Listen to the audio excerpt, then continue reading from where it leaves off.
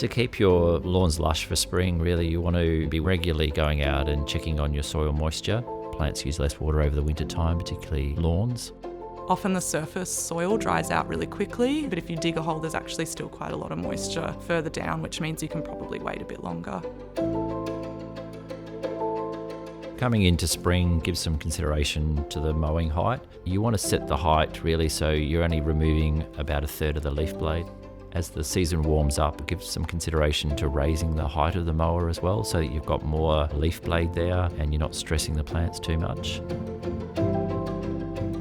We've got a few garden areas that are actually on quite a slope. I've been using the Stihl battery lawnmower, which is self-propelled, and that's been really amazing having that help up the hill.